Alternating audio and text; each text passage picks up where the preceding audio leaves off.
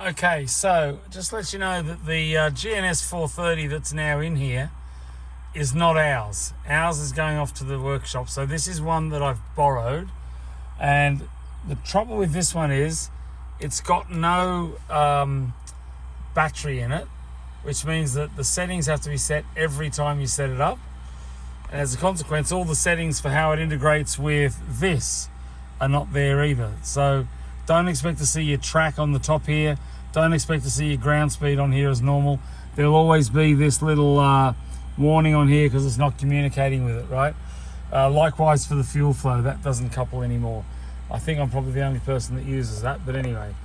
So it'll go through its checks as normal. This is a GNS430, not a 430W. Ours is a W, which is the WAS. This still works, that all works.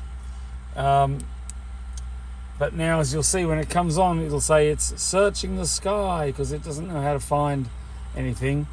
And also, the frequencies here will default to the highest frequency it does there and the lowest frequency it does there. So even if you were previously set to pop on 129.805 when you turned it off, that will all be lost when it comes back on. And because it's going to default to 25 kilohertz spacing, you can't set 129.805. You can only set 129.800. So one of the things you'll have to do before you fly, if you want to use this radio, I mean, if not, just use the other radio, right? Use COM2. Use COM2 if you don't want to use this one. But if you want to use the Garmin GNS430 while it's in this state, it's just busy getting the satellites now. But you've got to turn the big knob here to turn this page to the auxiliary pages.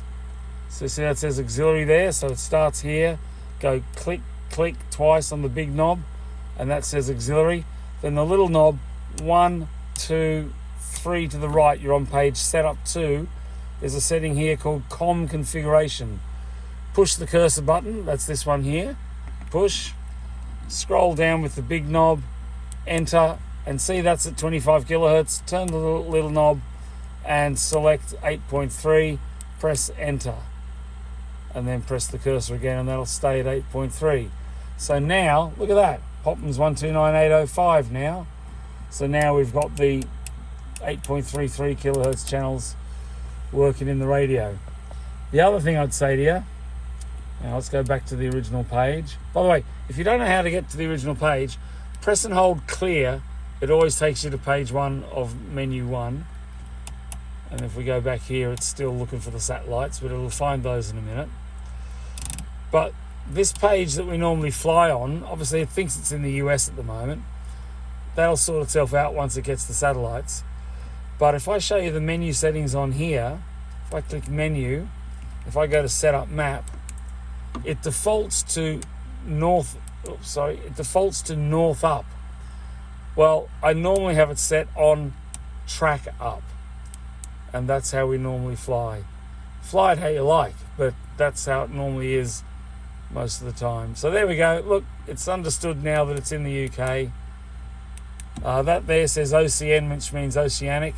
Once it's got a few more satellites, it'll say ENR for en route. And it'll be, you can always go and check the satellites. There you go, look. Getting better. Oh, now it says en route because it's got a few more satellites. And you know, all the data that you need to fly is there. So once you've done that setup, all I've done is selected the 8.3 and I've set the map display to track up. Then you can go as normal and enter a flight plan. But all your other flight plans are lost. Any waypoints you put in before are lost because this thing doesn't have a battery. And that's what this message here is trying to tell us. Stored data was lost. GPS stored database was lost. That's the satellite almanac data. And that's all because memory battery's low. Tough tits. That'll do us for now until I get the other one back. Here endeth the lesson. Oh, one last thing. I forgot the covers for the aircraft. They're at home in my garage, so I'll have to sort that out during the week. There'll be no covers on here. See you later.